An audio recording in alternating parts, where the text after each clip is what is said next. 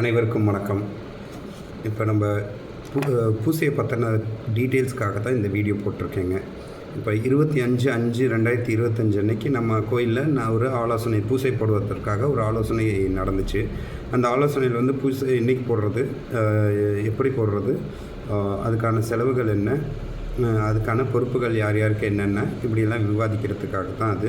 அப்புறம் பூசாரி தேர்வுகள் செய்யணும். ஏன்னா ஏற்கனவே ஒரு 2 பூசாரி இல்லை. இப்போ அவங்களுக்காக பூசாரி தேர்வு எடுக்கிறதுக்கு அதுக்கு என்ன ப்ராசஸ் இதெல்லாம் டிஸ்கஸ் பண்ணுறதுக்காக தான் அந்த அன்னைக்கு மீட்டிங் நடந்துச்சுங்க. அதோட ப்ரிஸ்கிரைப் இதாக தான் நான் வந்து 1 ஜூனில் வந்து உங்களுக்கு குரூப்பில் வந்து மெசேஜ் அனுப்பிச்சிருப்பேன். அது ஒரு ஷார்ட்டாக பார்த்தோம்னா பூசை போடுற டேட் வந்து 9/8. நார்மலாக நம்ம கோயிலில் எப்படி பூசை போடுவோம்னா ஆடி 18 முடிஞ்சு வர சனி ஞாயிறில் நம்ம பூசை போட்டுடுறது. ஆடி மாதம் தான் நார்மலாக போடுறது. எல்லாமே சொல்லுவாங்க மே மாதம் ஒவ்வொரு இதுக்குன்ட்டு. ஆடி மாதம்னா ஒரு சில நல்லது கெட்டது எதுவும் இருக்காது. ஸோ எல்லாத்துக்கும் வரத்துக்கு கொஞ்சம் ஃப்ரீயாக இருக்கும் அப்படிங்கிறதுக்காக. ஸோ டேட் வந்து பார்த்திங்கன்னா 9/8/2025, 10/8/2025. இந்த 2 நாள் தான், சனிக்கிழமை ஞாயிற்றுக்கிழமை. சனிக்கிழமைங்கிறது வந்து ஒரு சுத்த பூஜையாக இருக்கும். ஞாயிற்றுக்கிழமை கிடா வெட்டாக இருக்கும். ஞாயிற்றுக்கிழமை நைட்டே நம்ம கத்திரிக்கருப்பு பூசை போடுவோங்க. இந்த பூசைக்கு வந்து நார்மலாக வந்து ஒரு செலவு இருக்குது. அந்த செலவுக்கு வந்து தோராயமாக ஒரு கணக்கு போட்டு பார்த்ததில் ஒரு 5 லட்ச ரூபா வரையிலும் செலவாகும் அப்படிங்கிற மாதிரி ப்ரிப்பேர் பண்ணோங்க. அப்போ ஒரு ஆளுக்கு 100, ஆல்மோஸ்ட் அரௌண்ட் 100 பேர் இருக்கிறோம், 100-120 பேர் இருக்கிறோம். ஒரு ஆளுக்கு வந்து ஒரு 5000 ரூபாய் குடி வரி அப்படிங்கிறத நிர்ணயம் பண்ணதுங்க. அது எப்படின்னா 10,000 இருந்து எல்லாம் இது பண்ணி 5000 மாறுனுச்சு. ஏன் இந்த எல்லாத்துக்கும் ஒரு சிலவங்களுக்கு இருக்கும், எல்லாம் வசதியானவங்க கொடுத்துருவாங்க, நான் வசதி இல்லை என்னால் எப்படி கொடுக்க முடியும் அப்படிங்கிறதுலாம் இல்லை. 16 வருஷங்களுக்கு அப்புறம் நம்ம வந்து இது ஒரு பூசை போடுறோம். 16 வருஷத்தில் ஒரு நாள் பூசைக்காக நம்ம ஒரு 5000 ரூபா கொடுக்குறோங்கிறது அது வந்து ஒரு பெரிய காசு கிடையாதுங்க. ஸோ நம்ம கோயில் சிறப்பாக நடைபெறத்துக்கும் நார்மலாக பார்த்துருப்பீங்க. இப்போ சமீப காலத்தில் நடந்த கும்பாபிஷேகங்கள், கோயில் கட்டுமானங்கள் இதெல்லாம் வந்து சின்ன கோத்திரம் தான். நம்ம ஒரு 100-120 பேர் இருக்கிறோம். நம்ம வந்து இவ்வளோ கருங்கல்ல கட்டி சிறப்பாக வந்து எல்லாத்துக்கும் எப்படி சொல்கிற மாதிரி தான் வில்வராயனாக இருக்க பெருமைப்படுவோம். அந்த பெருமைக்கு எப்படின்னா நம்ம செய்கிற செயலில் வந்து ஒரு தெளிவும் ப்ளஸ் ஒரு எப்படி சொல்கிறது சிறப்பாக நடந்துட்டு முடிக்கணுங்க. ஸோ அது மாதிரி தான் இந்த பூசையும் நடக்கும். ஸோ செலவினங்கள் வந்து அதிகமாக தான் இருக்குது. நான் முடிக்கணும் இல்லை, நம்ம பங்காளிக்கு மட்டும் கூப்பிடலாம், ஒரு வேளை மட்டும் சாப்பாடு போட்டு போயிடலாம் அப்படின்னா ஆல்மோஸ்ட் அரௌண்டு ஒரு 3 லட்சத்துக்குள்ளே முடிஞ்சிட்டு போயிருங்க. இப்போ 6 வேளை சாப்பாடு போடுவாங்க. அதுதான் நம்மளோட பெரிய ப்ளீடே. 16 வருஷத்துக்கு அப்புறம் போடுறோம். அந்த 16 வருஷத்தில் எத்தனையோ பிள்ளைகளுக்கு குழந்த பிறந்திருப்பாங்க, கல்யாணம் பண்ணியிருப்பாங்க, புது விதமான மச்சா மாப்பிள்ளைகள் வந்திருப்பாங்க, புது சம்பந்திகள் வந்திருப்பாங்க. அவங்க இன்ன வரையில் நம்ம கோயில் பூசையை பார்த்துருக்க மாட்டாங்க.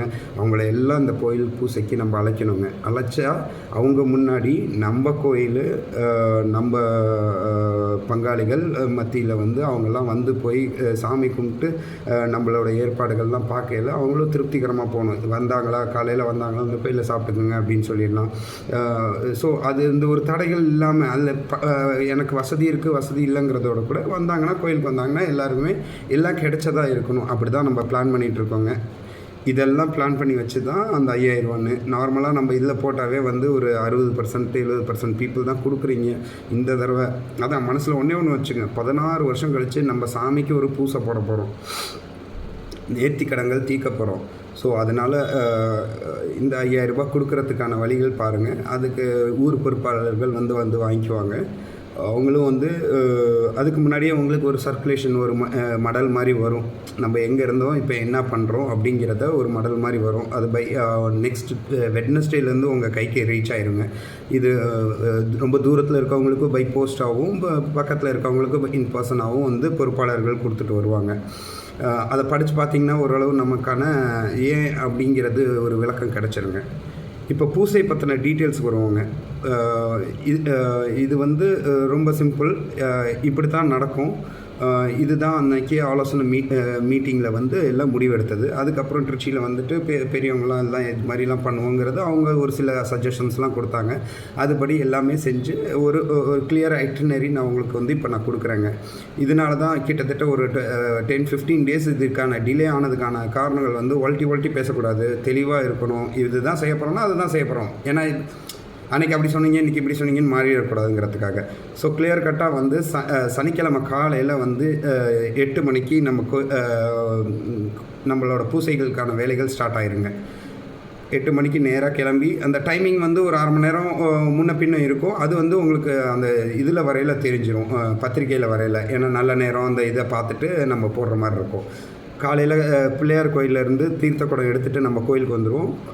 கோயிலுக்கு வந்ததுக்கப்புறம் நம்ம கோயிலில் வந்து ஒரு கணபதி ஹோமம் நடக்குங்க. கணபதி ஹோமம் நடந்து முடித்ததுக்கப்புறம் அபிஷேகம் அலங்காரம் நடக்குங்க. இந்த கேப்லேயே வந்து பொங்கல் வைக்கிறவங்க வச்சுக்கலாம். இல்லை பொங்கல் வைக்கிறதுல வந்து ஒரு சின்ன கன்ஃபியூஷன் இருக்குது. அது வந்து உங்களுக்கு கிளியர் கட்டாக வந்துடும். அது காலையிலேயே வச்சிடலாமா இல்லை சாயந்தரம் மாவு பூஜையோடு வைக்கலாமாங்கிறது. ஸோ இந்த டைம்னால் அந்த ஹோமம் நடக்கிறதுலேருந்து, அதாவது ஒரு 9 மணிக்கு ஹோமம் ஸ்டார்ட் ஆகுது அப்படின்னா ஒரு 12 மணி.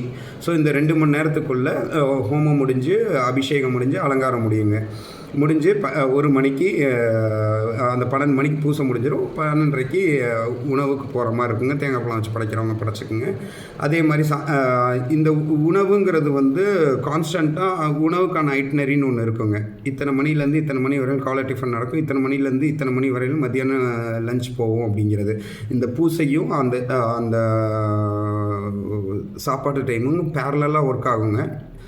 பூசையை டிபெண்ட் பண்ணி சாப்பாடு டைம் இருக்காது, சாப்பாடு டைமை டிபெண்ட் பண்ணி பூசை நடக்காதுங்க. யாருக்கு பசிக்குதோ சாப்பாடு போடுற நேரத்தில் போயிட்டு சாப்பிட்டுட்டு வந்துடலாம். ஸோ இது வந்து பிரசாதம் கிடையாது. ஸோ நம்ம வயிற்று பசி ஆட்டுறதுக்காக.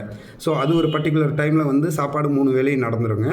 ஸோ எந்த ஒரு டிஸ்டர்பன்ஸும் அதுக்கு இருக்காது. நம்ம பூசையில் வந்து ரொம்ப ரொம்ப ப்ராமினெண்ட்டாக நம்ம பண்ண வேண்டியது வந்து ஒரு சில விஷயங்கள் தான். நம்ம டைமிங்ஸை வந்து கால்குலேட் பண்ணி இப்போ கரெக்டாக இருந்தோம்னா கரெக்டாக பண்ணி எல்லோரும் சந்தோஷமாக நம்ம சொந்த பந்தங்களுக்கு முன்னாடி நம்ம ஒரு கௌரவமாகவும் பெருமையாகவும் இருக்கணும். இல்லாட்டி காலையில் பூசை போட ஆரம்பித்தாங்க, அவங்க வந்தாங்க கடைசியாக ஒரு பொங்கல் வச்சாங்க, அவங்க 4 மணி வரையிலும் வச்சாங்க, 7 மணி வரையிலும் ஆச்சு, அந்த மாதிரி ஒரு சங்கடங்களுக்கெல்லாம் இல்லாமல் பர்ஃபெக்டாக அந்த டைமிங்கில் போயிட்டே இருந்தோம்னா வந்தவங்களுக்கும் சந்தோஷம், நம்மளை வந்து பார்க்குறவங்களுக்கும் சந்தோஷம், நம்ம சாமிக்கும் சந்தோஷம். ஸோ அந்த டைமிங்ஸ் வந்து கிளியர் கட்டாக இன்விடேஷன்ஸில் வந்துடும். அந்த டைமிங்ஸை ஃபிக்ஸ் பண்ணிக்க வேண்டியது நம்ம பொறுப்பு. பொங்கல் வைக்கிறது தான். ஏன்னா ஒரு பொங்கல் டிலே ஆச்சுனாலும் இந்த என்டையர் பொங்கல் வச்சு 2 மணி நேரம் வெயிட் பண்ணவங்க இருப்பாங்க. ஸோ அவங்களெல்லாம் மனசை கால்குலேட் பண்ணி வச்சுக்கிட்டு கரெக்டாக அந்த டைமுக்குள்ளே பொங்கல் வச்சிட்டிங்கன்னா போதும். மற்ற எல்லாம் ஆட்டோமேட்டிக்காக எல்லாம் சரியாக நடந்துருங்க. இப்போ முடிச்சுட்டு மதியானம் வந்து பொங்கல் போதையே முடிச்சிடுவோம், சாப்பிட்ருவோம். சாப்பிட்டதுக்கப்புறம் 3 மணிக்கு திருக்கோடி போடுவோம். பெருமாள் கோயிலில் போயிட்டு திருக்கோடி போட்டு முடிச்சுட்டு நம்ம திருப்பி நம்ம கோயிலுக்கு வந்துடுவோம். கோயிலுக்கு வந்துட்டு சாமியை கும்பிட்டுட்டு கரகம்பாளிக்க பிள்ளையார் கோயிலேருந்து போயிட்டு உரிமை இதெல்லாம் வச்சு பூசாரிகள்லாம் அழைச்சி வந்து கரகம்பாளிச்சிட்டு வருவோம். வந்து நம்ம கோயிலுக்கு வந்து மாவு பூஜை நடக்கும். மாவு பூஜை எல்லாம் முடிச்சுட்டு தேங்காய் பழம் உடைக்கிறவங்களாம் உடைச்சதுக்கப்புறம் நைட்டு டின்னர் சாப்பிட்டுட்டு ஸ்டே பண்ணுறவங்க ஸ்டே பண்ணிக்கலாம், ஊருக்கு கிளம்புறவங்க கிளம்பி போய்க்கலாங்க. இது டே 1க்கான இது முடிஞ்சிருச்சு. ஏன் 3 வேளை சாப்பாடு அப்படிங்கிறதுலையும் டிஸ்கஷன் வந்துச்சுங்க. அதாவது காலையில் ஒரு 8 மணிக்கு அங்கே இருக்கணும்னா நீங்கள் மினிமமாக ஒரு ஆவரேஜ் ஆஃப் ஒரு ட்ராவலிங் ஹவர்ஸ்ன்னு பார்த்தீங்கன்னா ஒரு 1 மணி நேரம் 1.25 மணி நேரம். திருச்சி சுற்றி இருக்கிறவங்க, சேலத்தை சுற்றி இருக்கிறவங்களா இருந்தாலுமே. ஸோ ஒரு சில ஊருக்கு 3/4 மணி நேரமாக இருக்கலாம், ஒரு சில ஊருக்கு 1 மணி நேரம் 1.25 மணி நேரம் அப்படி இருக்கலாம். ஸோ இது அப்போ மினிமமாக வந்து 6:30க்கு நீங்கள் வீட்டிலேருந்து புறப்பட்டோம்னா நேராக குளிச்சுட்டு கிளம்பி வரணும். வந்தோன்னே கோயிலில் உட்காந்துட்டு சாப்பிட்றணும். சாப்பாடு ரெடியாக இருக்கணும். இல்லாட்டி வீட்டில் சமைக்கிறதோ வர வழியில் சாப்பிட்றதோ இதுக்கான டிலே எல்லாம் இருக்கும். அந்த டிலேனஸ் எதுவுமே வந்து அங்கே பொங்கல் பூஜைக்கோ நீங்கள் வந்து சாமி நிம்மதியாக கும்பிட்றதுக்கான டிஸ்டர்பன்ஸ் இருக்கக்கூடாதுன்னு சொல்லிட்டு தான் ஒவ்வொரு வேலையும் அந்த சாப்பாடை வந்து தனியாக பிளான் பண்ணது. அதனால தான் நம்ம எக்ஸ்பென்சஸும் இன்க்ரீஸ் ஆகி போயிட்டுருக்கு. அதே மாதிரி தான் நைட்டு முடிச்சதுக்கப்புறமும் இங்கேருந்து முடிச்சுட்டு போய், ஏன்னா நம்ம ஊரில் தான் ஹோட்டல் வசதி எதுவுமே பெருசாக கிடையாது. ஸோ அதனால் வந்து நைட்டு சாப்பிட்டாங்கன்னா நேராக வீட்டில் போய் படுத்துக்கலாங்க, இல்லை தங்குற இடத்துல போயிட்டு படுத்துக்கலாங்க. படுத்துட்டு காலையில் எழுந்திரிச்சு அடுத்த நாள் பூஜைக்கு ரெடி ஆயிடுவாங்க. ஸோ இது வந்து வீட்டில் இருக்க லேடிஸ்க்கும் சரி, வீட்டில் உள்ள பொறுப்பாக இருக்கிறவங்களுக்கும் சரி, அந்த சமைக்கணும் சாப்பிட்ணுங்கிற அந்த இதை வந்து நம்ம தலையிலேருந்து எடுத்துகிட்டு சாமி கும்பிடணும், நம்ம பூஜையை வந்து ஆன் டைம் வந்து எல்லாம் பண்ணிடணுங்கிற ஒரு காரணத்துக்காக தான் அந்த 3 டைம்ஸ் ஆஃப் ஃபுட்டு. மறுநாள் காலையில் பூஜையை பற்றி இப்போ பேசுவாங்க. மறுநாள் காலையில் அதே மாதிரி தான் நம்ம கோயிலில் வந்து சாமி கும்பிடுவோம் 8 மணிக்கு. 8 மணிக்கு சாமி கும்பிட்றது என்னென்னா, இந்த நாள் அடுத்து செல்லாய் கோயிலுக்கும் நம்ம வையனார் கோயிலுக்கும் போய் பொங்க வச்சு சாமி கும்பிட்டு வரதுக்கு நல்லா திருப்தியாக நடக்கணும்னு சாமியை கும்பிட்டுட்டு கிளம்பி போயிடுவாங்க. அதுக்கப்புறம் பூசாரி நம்ம கோயிலுக்குள்ளே வரமாட்டாருங்க. ஸோ நான் சனிக்கிழமை வந்து தேங்காய் பழம் உடைக்கலை, ஞாயிற்றுக்கிழமை தான் வந்திருக்கேன், எனக்கு உடச்சி கொடுங்கன்னு சொல்கிறதுக்கு அங்கே பூசாரி இருக்க மாட்டார். ஸோ தேங்காய் பழம் நம்ம கோயிலில் உடைக்கணும்னா சனிக்கிழமை வந்து தான் உடச்சிக்கணும். ஏன்னா அங்கே போயிட்டா திருப்பியும் திருப்பி குளிச்சுட்டு தான் நம்ம கோயிலுக்கு வர மாதிரி இருக்கும். அது குளிச்சுட்டு வர்றதுமே ஒரு சின்ன கொஸ்டின் மார்க். அது நிறையா டிஸ்கஸ் பண்ணையில் உங்களுக்கு தெரிஞ்சிடும். ஸோ இந்த மாதிரி 8 மணிக்கு அங்கே போயிட்டோம்னா 9 மணிக்கு அங்கே பொங்கல் வச்சுட்டு கெடா வெட்டணும். ஸோ அங்கேயும் வந்து அந்த பூசை ப்ராசஸை ஸ்டார்ட் பண்ணுறதுக்கு 9 மணிக்கு போய் பொங்கல் வைக்க ஆரம்பிச்சிங்கன்னா ஒரு மணி நேரம் 1.5 மணி நேரம் 2 மணி நேரத்துக்குள்ளே 11 மணிக்குள்ளே பொங்கல் வச்சு முடிச்சிட்டிங்கன்னா கெடா வெட்டிட்டு சாமி கும்பிட்டுட்டு கெடா வெட்டிட்டு நம்ம பாட்டு கிளம்பி நேராக ஐயனார் கோயில் போயிடுவோம். ஐயனார் கோயிலில் பொங்கல் வைக்கிறவங்க பொங்கல் வச்சுட்டு கெடா வெட்டுறதுக்கு எல்லாத்துக்குமே அங்கே ஒரு 3 hours 4 hours அங்கே டைம் தேவைப்படும்.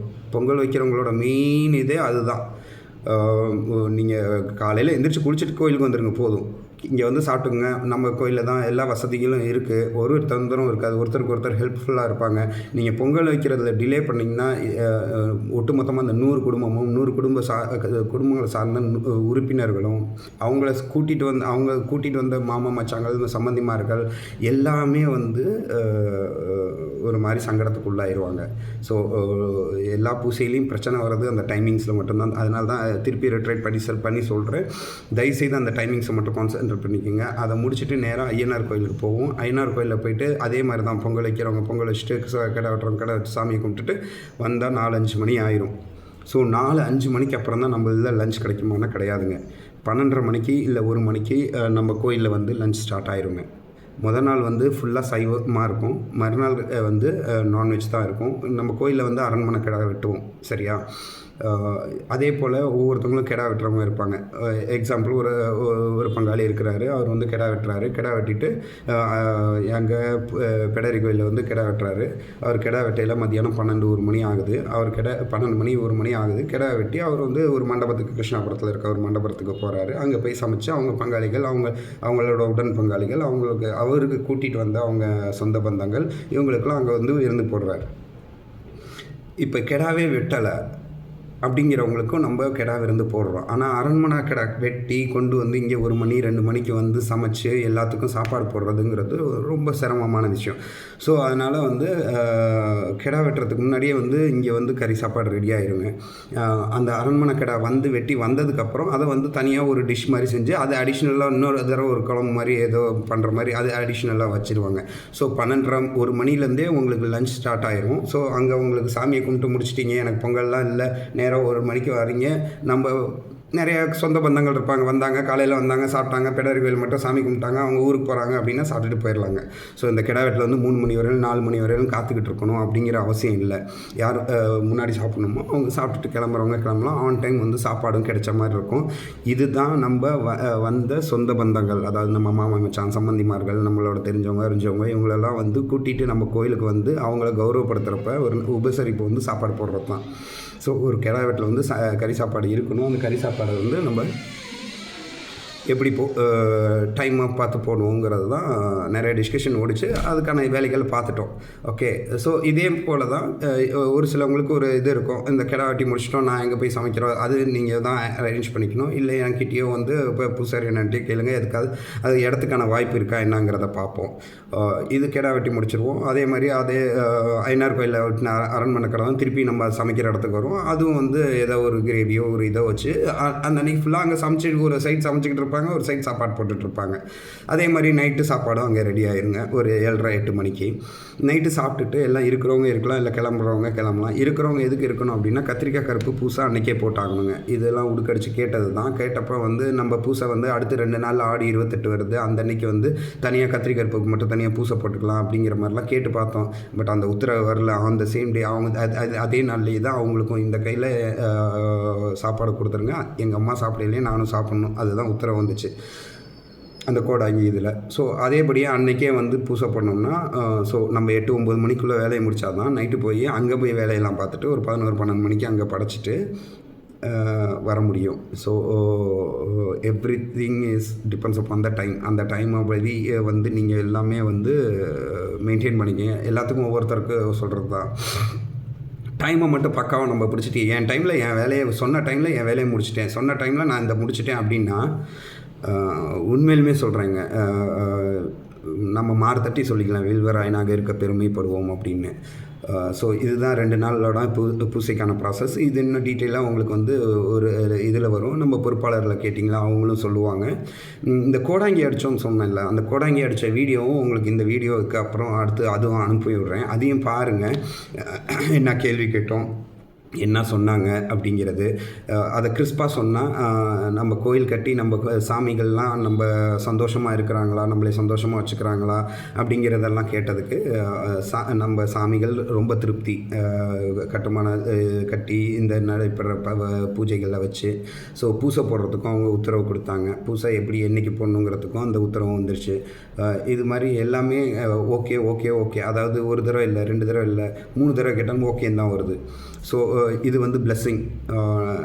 நம்ம இப்போ வரையில் நம்மளோட ட்ராக்கில் கரெக்டாக போயிட்டுருக்கோம். நம்ம சாமியை கரெக்டாக பார்த்துக்குறோம்.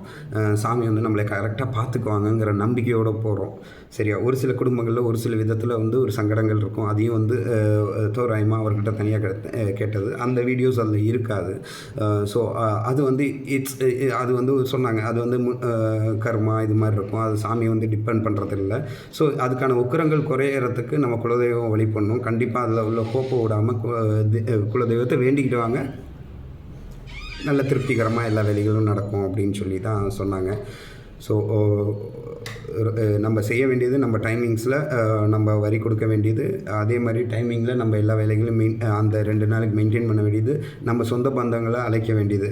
ஸோ இப்போ நான் ஒரு மடல் கொடுப்பேன். அந்த மடல் வந்து உங்களுக்கு அடுத்த புதன் வியாழனில் வந்துடும். அது கூடயே வந்து ஒரு படிவம் இருக்கும். அந்த படிவத்தை தயவுசெய்து ஃபில்அப் பண்ணி கொடுத்துட்டிங்கன்னா தோராயமாக எவ்வளோ பேர் வருவாங்க, எவ்வளோ பேர் சாப்பிட வருவாங்க, எவ்வளோ பேர் கிடா வெட்டுவாங்க, எவ்வளோ பேர்த்த கூட்டிகிட்டு வருவாங்க, எவ்வளோ பேர்த்துக்கு நம்ம ப்ரிப்பேர் பண்ணணும் அப்படிங்கிறது ஒரு இது கிடச்சிருங்க.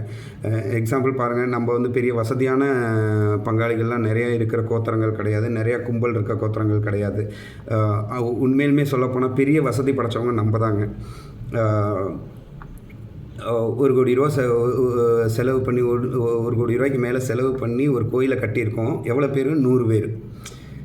சரியா? 3 கோடி ரூபா செலவு பண்ணி ஒரு கோயிலை கட்டியிருப்பாங்க. எவ்வளோ பேர்? 2500 கோடி இருப்பாங்க. ஸோ இதை பார்த்தாவே தெரிஞ்சிடும் யார் நல்ல வசதி படைச்சவங்கன்னு, யார் வந்து சாமி மேலே இது இருப்பாங்கன்னு. ஸோ நம்ம வந்து இதுவரையில் செஞ்சது வந்து ரொம்ப திருப்திகரமாக நமக்கும் சரி, நம்ம குலத்துக்கும் சரி, அதாவது 6 நாட்டு வேளாளர் சமுதாயத்துலேயும் நம்ம வந்து பெருமைப்படும் விதமான எல்லா இதுவும் பண்ணியிருக்கிறோம். ஸோ இதையும் நல்லா சிறப்பாக பண்ணுவோம். நம்ம வரும் தலைமுறைகளுக்கு இது ஒரு எடுத்துக்காட்டாக இருக்கும். இதுவரையிலும் நடந்த பூசைகள், கும்பாபிஷேகங்கள் எதுவுமே வந்து டாக்குமெண்ட் ஆகாது. ஏன்னா அப்போ அந்த வீடியோ, யூடியூப்பு அது இதுன்னு ஸ்டோர் பண்ணி வைக்கிறதுக்கு எதுவுமே கிடையாது. ஸோ ஆனால் வந்து இப்போ வந்து அதுக்கெல்லாம் இருக்குது. ஸோ நம்ம இப்படிலாம் பண்ணியிருக்கோம் அப்படிங்கிறது நமக்கு வந்து தெளிவற்றமாக தெரிஞ்சிருங்க. ஸோ இதோடு சேர்த்து அடுத்த வீடியோ அனுப்புகிறேன். எதுவும் சந்தேகங்கள் இருந்துச்சுன்னா எனக்கோ பூசாரி அண்ணனுக்கோ இல்லை பொறுப்பாளர்கிட்டயோ கேளுங்க. நன்றி, வணக்கம்.